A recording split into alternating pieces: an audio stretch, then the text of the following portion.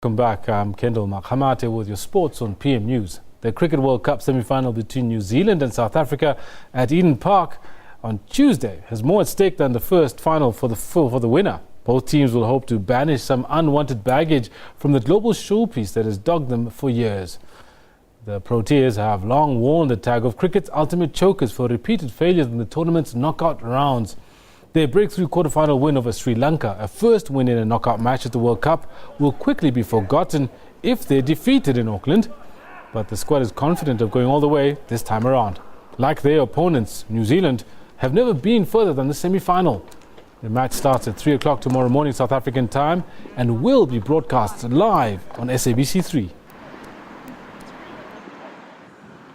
South Africa's a very good team. We obviously had a bit of a stoush with them 4 years ago. I think both teams have grown up immensely in that time, and we're different teams and play the game in different spirit.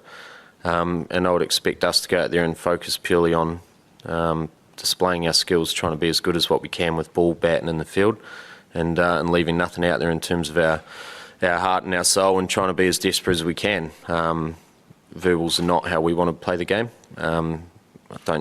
Other teams do like that sort of thing, but that's, for us, we're not good enough to have that as our focus. We need to make sure that we're respectful of the game and go about our work. I never like losing a cricket game, so personally to me, I don't feel proud of the two losses in the group stages. The nice thing is that it's something of the past, and we find ourselves in the semi-final of a World Cup, having played a really good game in the quarters, so there's a lot of confidence behind us.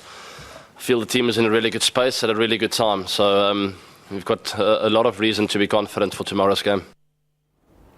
Right now, still on tomorrow's semi-final, we're now joined in studio by cricket analyst and commentator Sixolele Sotyelelwa. Welcome to PM News, and thank you for joining us. Yeah, Kendall, exciting times, eh? Absolutely. Yeah. I think first things first, I mean, by all accounts, tomorrow's match is destined to be electric.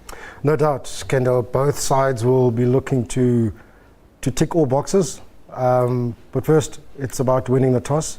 I think that will determine how the game will be. No doubt that the two games that have been played there by New Zealand and South Africa have been low-scoring games, but both teams will be looking, if they bat first, will be looking to post a big total. All right, now we're talking about the two games that have been played there. We're talking specifically about the match that South Africa played against Pakistan, 222 they were chasing, and we actually ended up not getting there. We lost that one. And the other match that was played was the one where the Black Caps were playing. They were playing Australia, and that was another low-scoring affair, but really a thriller. It was like 150, and it was fantastic, and New Zealand won that one. No doubt, that Australia-New Zealand game was superb to watch. I mean, that Mitchell, that stock spell was just superb. You know, he just came and he was singing and he was dotting in those Yorkers, and that proved to be the difference. But you know, they just won by 1 wicket. But with the South African match against the Pakistan, the way we approached the chase was just not up to standard. I mean, some of the batsmen were going out to ridiculous shots. I mean, how do you get caught at deep fine leg, you know, trying to hook in if you're top order? So what happened there? Did they go into the wrong mindset?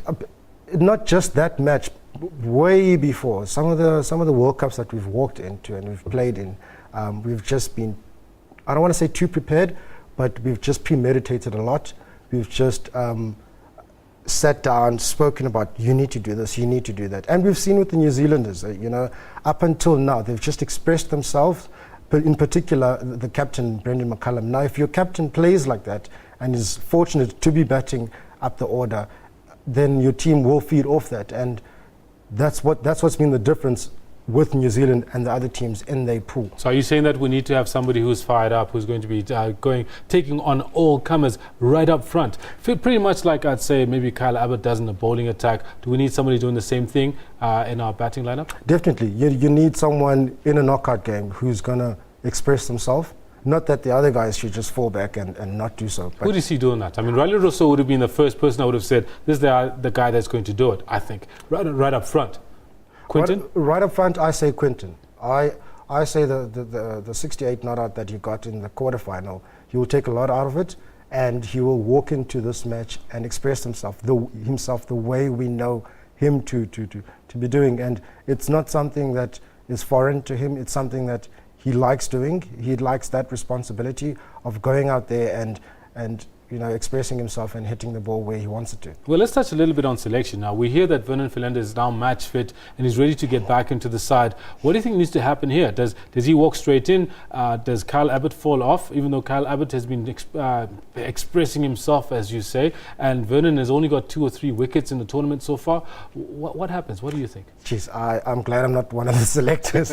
But tell you what, Kendall, if you in my opinion, if you look at Kyle Abbott, the way he's bowled, from all the games that he's been given an opportunity, he's taken that opportunity and converted it into something, out of this world. He's picked up the wickets. His lines have been superb. The way he's just looked, running into the deck. He's just looked he's actually looked one of the best. He's looked better than all the other guys who's seaming it. Yeah. Apart from Tahir. Yeah. But from the seamers, he's looked like someone who knows his plan. He knows what he's doing, and it's paid off.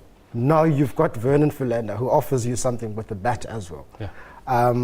I say they'll go with the momentum. They'll stick to the team that had played in the quarterfinal, because the conditions are almost different in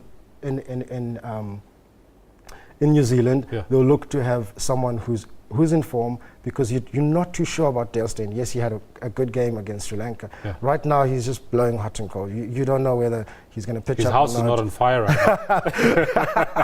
Okay, that's a bad joke, but I mean, there was that thing about, there was the rumor going around that his house might actually catch fire, and those fires that were happening in Cape Town. Having said that, and it didn't happen, which we're all grateful for, and apologies to everybody who lost their home in that blaze. But do you think that they need something special? What's the secret ingredient that South Africa need tomorrow in 30 seconds or less? What do they need tomorrow to get it right? They need to fire all cylinders, Kendall. If they win the toss and they decide to bat first, they need to bat properly. They need to build their innings. They need to know that, okay, 35 overs, we need to be here. Obviously, that will be decided upon the condition of the wicket when they walk in tomorrow. But apart from everything else, they need runs on the board in a final or semi-final. You need runs on the board. At the back end, you need 10 wickets. Simple as that. Done deal. No, Sixolele, thank you very much. We'll always appreciate the input that you give us, because it's well thought out and makes a lot of sense. If you listen to this, you know that any of this could actually apply to tomorrow, and the right things if they get done, we could win this one. I believe they will. No, fantastic.